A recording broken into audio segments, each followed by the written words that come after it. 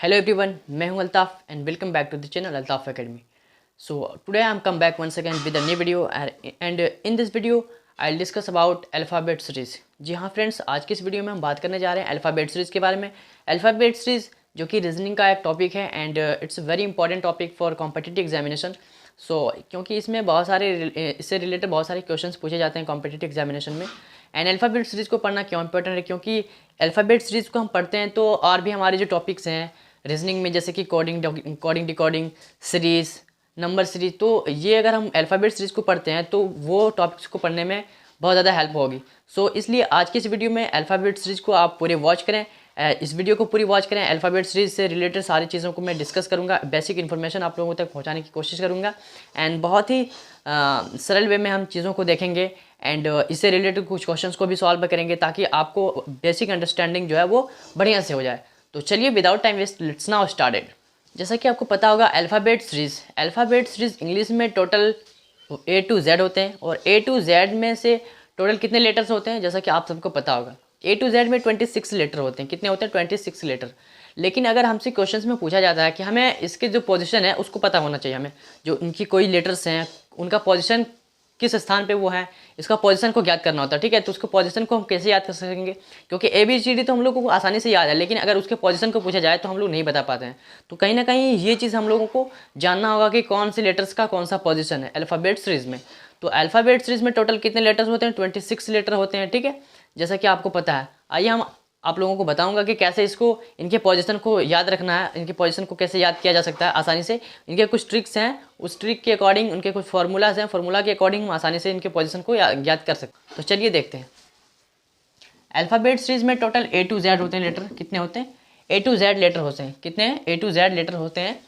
And ये जो total A to Z होते हैं इनको अल्फ़ाबेट सीरीज बोला जाता है. ठीक है, अब अल्फ़ाबेट सीरीज को दो पार्ट में डिवाइड किया जाता है.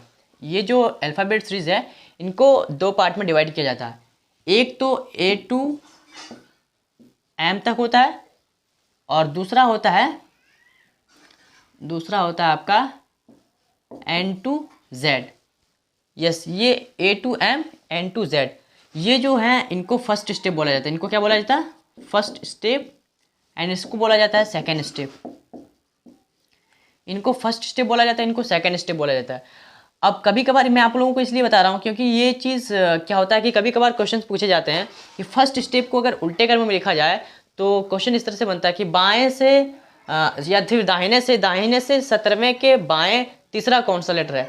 तो इस तरह से ये जो है पार्ट है इनको उल्टे क्रम में लिखा जाए.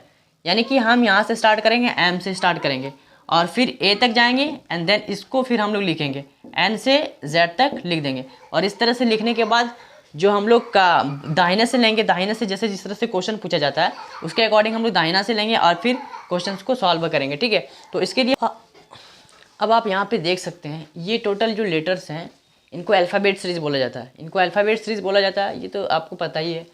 अब इनको दो पार्ट में डिवाइड किया गया है. ये A to M के बीच इनके जो पार्ट हैं वो A to M के बीच इनको फर्स्ट स्टेप बोला जाता है और हिंदी में से पूर्वार्ध बोला जाता है. हिंदी में से उत्तरार्ध और इंग्लिश में से सेकेंड स्टेप बोला जाता है. ये है N से Z के बीच, ये N से Z के बीच है. तो ये दो पार्ट में डिवाइड किया गया. इसे फर्स्ट स्टेप बोला जाता है, इसे सेकेंड स्टेप बोला जाता है. अब हम बात करेंगे कि इनका पोजीशन को कैसे याद कर सकते हैं. ठीक है, तो इनको पोजीशन को याद करने के लिए एक बेसिक फार्मूला है, जैसा कि आप सबको पता भी होगा, बहुत सारे स्टूडेंट्स को पता होगा, इजोटी.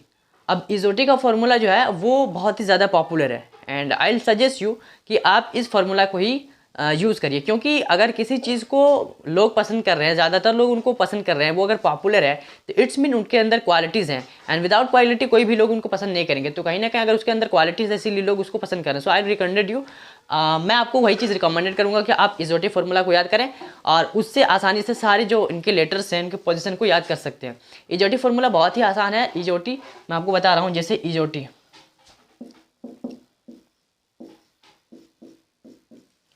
E का स्थान कितना है? 5 है.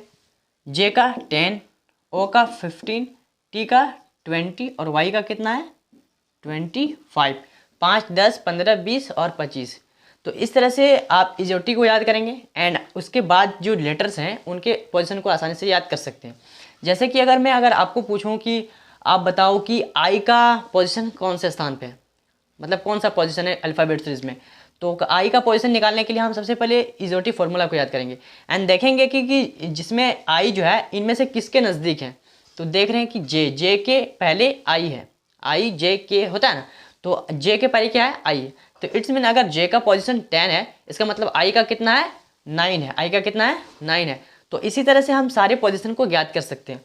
जैसे कि ओ का 15 है, अगर कोई पूछ दे कि पी का पोजीशन क्या है, अल्फ़ाबेट सीरीज में पी का स्थान कौन सा है, तो हम इस तरह से सबसे पहले इजोटी को याद करेंगे। इजोटी में देखेंगे कि ओ का पोजीशन 15 है ना, ओ का जो नज़दीक में है वो पी है। सबसे नज़दीक में किसके इजोटी में, ओ का है। तो ओ अगर 15 है, ओ के बाद पी आता है, तो इसका मतलब पी का कितना हो जाएगा, 16 हो जाएगा। उसी तरह से अगर कोई पूछ दे कि भी का पोजीशन क्या है, तो भी का पोजीशन याद करने के लिए हम इजोटी फार्मूला को देखेंगे एंड इजोटी में हम देखेंगे कि टी के नज़दीक सबसे ज़्यादा भी है। सबसे नज़दीक कौन है, भी कौन है, टी के नज़दीक में। तो टी का पोजीशन अगर 20 है तो टी यू भी मीन्स दैट कि टी का पोजीशन अगर 20 है तो भी का 22 होगा। तो इसी तरह से सारे पोजीशन को याद कर सकते हैं। तो ये जो इस फार्मूला को याद करें एंड इसके अकॉर्डिंग फिर सारे पोजीशन को याद कर सकते हैं। तो ये तो हमारा दूसरा इजोटी फार्मूला था जिसके थ्रू हम लोग पोजीशन को ज्ञात कर सकते हैं, ठीक है। अब इससे रिलेटेड कुछ क्वेश्चंस भी बनते हैं एंड इसके और भी बेसिक इन्फॉर्मेशन है जो आप लोगों को बताना चाहूँगा।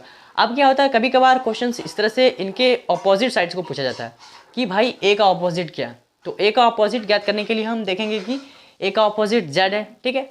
जैसे कि इसका अपोजिट जो लेटर्स हैं, ए का जेड होता है, बी का वाई होगा। तो इस तरह से आसानी से याद कर सकते हैं, लेकिन मैं आप लोगों को कुछ ट्रिक बताने वाला हूँ जिसके थ्रू आप आसानी से और भी आसानी से याद कर सकते हैं। तो आइए मैं उसको बताने की कोशिश करता हूँ एंड देन बोर्ड पे लेकर चलता हूँ। तो फ्रेंड्स अब हम इसके अपोजिट लेटर्स को देखेंगे। अल्फ़ाबेट सीरीज में ए से एम जो हैं, इनके जो अपोजिट लेटर हैं उनको याद करने के कुछ हम ट्रिक्स आपको बताएंगे जिसके थ्रू आप आसानी से इसको याद कर सकते हैं। जैसे आप यहाँ पे देख सकते हैं, आप चाहें तो इस तरह से भी याद कर सकते हैं, A Z B Y C X D W E V F U G T H S I R J Q K P L O M N. इस तरह से आप इसको याद कर सकते हैं। लेकिन अगर आपको इस तरह से याद नहीं करना है तो मैं आपको कुछ ट्रिक्स बताऊँगा जिससे आप आसानी से इसको याद कर सकते हैं।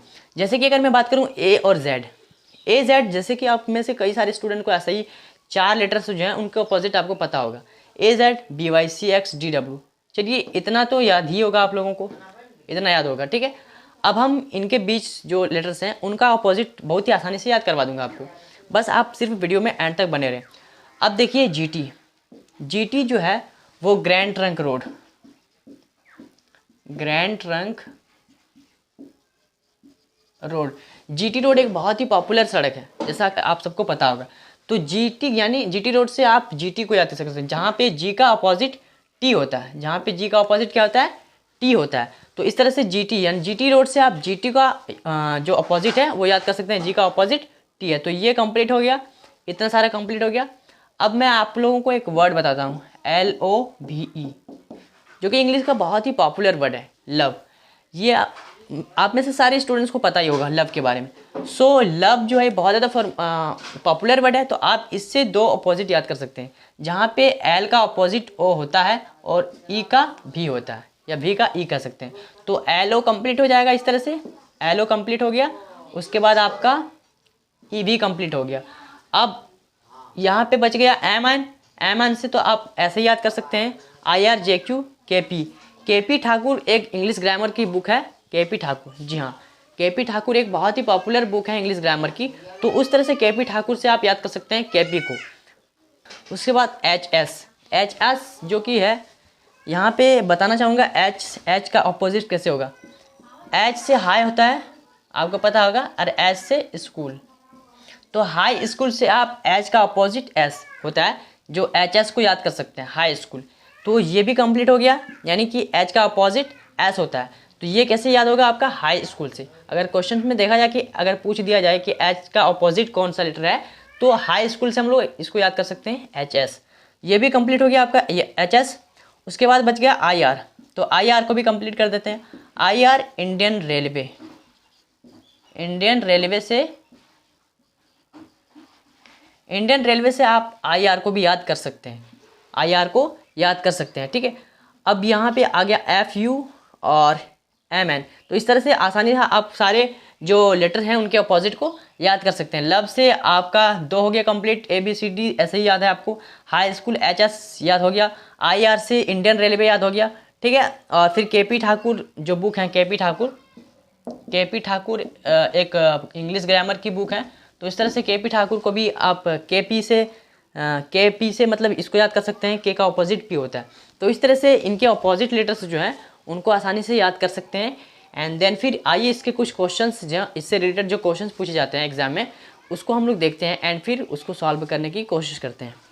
तो फ्रेंड्स आइए इस क्वेश्चंस को देखते हैं। क्वेश्चंस में क्या पूछा जा रहा है कि अंग्रेजी वर्णमाला में कौन सा अक्षर बाएं से पाँचवें के दाएं सातवां होगा। कौन सा लेटर जो है बोल रहा है पाँचवें से बाएं से, क्या बोल रहा है बाएं से मतलब इधर से के दाएं सातवां होगा। तो एक चीज़ मैं आप लोगों को समझा देना चाहूँगा यहाँ पे कि इस तरह से अगर क्वेश्चन पूछा जाता है, अगर डायरेक्शन सेम होगा ना तो हम लोग वहाँ पे माइनस कर देंगे। डायरेक्शन सेम होगा तो माइनस कर देंगे, और अगर डायरेक्शन जैसे राइट टू राइट होगा तो हम लोग माइनस करेंगे, लेफ्ट टू लेफ्ट होगा तो माइनस करेंगे, एंड राइट टू लेफ्ट होगा तो हम लोग प्लस कर देंगे, लेफ्ट टू राइट होगा तो हम लोग प्लस कर देंगे। यानी कि अगर डायरेक्शन डिफरेंस है तो हम लोग वहाँ पे क्या करेंगे, डायरेक्शन डिफरेंट होने पे हम लोग क्या करेंगे वहाँ पे प्लस कर देंगे, एंड अगर डायरेक्शन सेम है तो हम लोग वहाँ पे माइनस करेंगे। तो यहाँ पे हम देखेंगे कि बाएं एंड दाएं जो कि डायरेक्शन जो है वो डिफरेंट है। जब डायरेक्शन डिफरेंट है तो इसका मतलब हम लोग यहाँ पे क्या करेंगे, डायरेक्शन डिफरेंट होने पे क्या करेंगे, हम लोग ऐड कर देंगे। तो यहाँ बाएं से पाँचवें के दाएं तो हम लोग 5 + 7 कर देंगे, तो कितना हो गया 7 × 5 = 12। अब हमको ज्ञात करना कि 12 नंबर पे कौन सा अल्फ़ाबेट सीरीज में कौन सा लेटर आता है। तो 12 नंबर पे कौन सा लेटर आता है। अब हम लोग इजोटिव फार्मूला पे जाएंगे। इजोटिव फार्मूला में देखेंगे कि जे का पोजीशन कितना था, जे का पोजीशन था 10। तो जे के बाद क्या आता है, JKL, यानी कि L जो है वो कितना पे है, 12 पे है। यानी कि L का पोजीशन अल्फ़ाबेट सीरीज में कितना है, 12 है। तो इसका मतलब 12 कौन सा लेटर होगा, L। तो इस तरह से हम लोग आसानी से क्वेश्चंस को सॉल्व कर सकते हैं। जिस तरह से अंग्रेजी वर्णमाला में कौन सा अक्षर बाएं से पाँचवें के दाएं सातवां होगा, यानी कि अल्फ़ाबेट सीरीज में पाँचवा देंगे। सबसे पहले हम लोग आपको समझाना चाहूँगा इस तरह से कि वर्णमाला में कौन सा अक्षर बाएं से पाँचवा। तो बाएं से पाँचवा कौन सा है, ई है। उसके बाद क्या बोल रहा है, अक्षर बाएं से पाँचवें के दाएं। अब यहाँ पे ई का दायां किधर हो जाएगा, तो राइट इधर हो जाएगा। राइट कितना जाने के लिए बोल रहा है, 7 नंबर पे। 1 2 3 4 5 6 7, 7 नंबर पे कितना है, 12, जो कौन सा लेटर है, L है। तो इस तरह से हम लोग क्या करेंगे, क्वेश्चंस को इतना बनाने में थोड़ा सा टाइम लगेगा, लेकिन इस तरह से हम लोग शॉर्ट में जल्दी से क्वेश्चंस को आसानी से बना सकते हैं। तो ये चीज़ आप लोगों को याद रखना होगा, और इसी तरह से हम सारे क्वेश्चंस को सॉल्व कर पाएंगे। तो ये हो गया क्वेश्चन। अब हम लोग देखते हैं अगला क्वेश्चन को, और एक दो और क्वेश्चन लेते हैं और फिर उसके थ्रू हम लोग आसानी से समझने की कोशिश करते हैं। हाँ तो फ्रेंड्स आप देखिए इस क्वेश्चन को देखते हैं। इस क्वेश्चन में क्या पूछा जा रहा है, कह रहा है कि अंग्रेजी वर्णमाला में कौन सा अक्षर बाएं से 10वें के बाएं पाँचवां होगा। यहाँ पे डायरेक्शन जो है उनको सेम बोला गया है, ठीक है, बाएं से बाएं, यानी डायरेक्शन सेम है तो हम लोग क्या करेंगे, जैसा कि आपको पहले बता दिया कि डायरेक्शन सेम होने पे हम लोग माइनस करेंगे। तो यहाँ पे बाएं से 10वें के बाएं, यानी लेफ्ट से बोला जा रहा है, फिर माइनस लेफ्ट पे ही जाएंगे, यानी कि कितना 10 से माइनस करेंगे 5 को, कितना आ जाएगा 5। तो 5 नंबर पे अल्फ़ाबेट सीरीज में कौन सा लेटर है, तो 5 नंबर पे हमें जानते हैं कि अल्फ़ाबेट सीरीज में ई है। जैसे इजोटिव फार्मूला में भी देखें आपने कि ई का पोजीशन कितने नंबर पे है, 5वें नंबर पे है। तो इस तरह से आसानी से ज्ञात कर सकते हैं। यहाँ पे आपको मैं समझाना चाहूँगा, जैसे कि ए से पूछा जा रहा है 10वें, तो 10वें बाएं से पूछा जा रहा है, इस साइड से लेंगे, लेफ्ट साइड से। 10 नंबर पे जे है, अब इसका बायां पूछा जा रहा है 10वें के बाएं, तो इसका बायां किधर हो जाएगा, इधर। इसलिए हम लोग यहाँ पे माइनस कर देते हैं। शॉर्ट में बनाने के लिए क्या करते हैं, डायरेक्ट अगर डायरेक्शन सेम होता है तो हम लोग माइनस कर देंगे। तो लेफ्ट टू लेफ्ट है तो हम लोग 10 में 5 को घटाएंगे, कितना आएगा 5। और 5 नंबर पे जो लेटर अल्फ़ाबेट सीरीज में है वो कौन है, ई है। तो इस तरह से इस क्वेश्चन को सॉल्व कर सकते हैं। क्वेश्चन को देखते हैं। इस क्वेश्चन में कहा जा रहा है कि अंग्रेजी वर्णमाला में कौन सा अक्षर दाएं से 10वें के बाएं 6वां होगा। 10वें दाहिने से पूछा जा रहा है, दाएं से यानी राइट साइड से हम लोगों को गिनती करना है, उल्टे साइड से गिनती स्टार्ट करना। अब उल्टे साइड से गिनती स्टार्ट करने के लिए सबसे पहले हम लोग तो यहाँ पे इस फॉर्मूला को देखेंगे। यहाँ पे डायरेक्शन सेम है, नहीं है, डायरेक्शन क्या है, डिफरेंट है। तो डायरेक्शन डिफरेंट है, इसका मतलब प्लस करेंगे। तो 10 + 6 = 16। अब ये 16 जो लेटर है वो किधर से पूछा जा रहा है, दाहिने से पूछा जा रहा है। तो दाहिने से हम लोग फिर हम लोगों को उल्टी गिनती स्टार्ट करना पड़ेगा। सो हम लोगों को सीधे ले जाना, राइट टू लेफ्ट से स्टार्ट करना। तो लेफ्ट से स्टार्ट करने के लिए 16 को क्या करेंगे, 27 से माइनस कर देंगे 16 को। 27 से 16 को माइनस करेंगे तो हम लोगों का जो आंसर निकल के आएगा वो हम लोग राइट से लेफ्ट से आएगा, ठीक है। जैसे कि 27 को 16 से माइनस करेंगे कितना आएगा, एक कितना बच गया, 11 बच गया। तो 11 नंबर पे जो लेटर होगा वो किधर से, बाएं से होगा। बाएं से 11 नंबर पे क्या है, जे के है, कितना है, के है। तो ये हो जाएगा राइट आंसर। यहाँ पे 27 से घटाने का मतलब ये होता है, क्योंकि ये जो टोटल लेटर्स होते हैं ना, जब हम लोग डायरेक्शन चेंज करेंगे ना तो उसको हम लोग एक ज़्यादा जोड़ने के बाद घटा देंगे। टोटल लेटर्स जितने टोटल नंबर्स होते हैं उनको एक प्लस करके और माइनस कर देंगे तो हम लोगों का डायरेक्शन चेंज हो जाएगा। यहाँ पे डायरेक्शन जो था 16 था, वो हम लोगों को राइट से पूछा जा रहा था, लेकिन राइट से हम लोगों को याद नहीं है, क्योंकि इजोटिव फार्मूला में हम लोग जाएंगे राइट से तो भी प्रॉब्लम होगी, क्योंकि हम लोगों को ये फार्मूला जो है वो इधर से वर्क करते हैं। तो कहीं ना कहीं हमें ये वाला जो फार्मूला है वो लेफ्ट से ले जाना पड़ेगा। तो लेफ्ट से ले जाने पे के लिए हम लोग क्या करेंगे, 27 को माइनस करेंगे तो हम लोगों का वो जो राइट डायरेक्शन है वो चेंज हो जाएगा।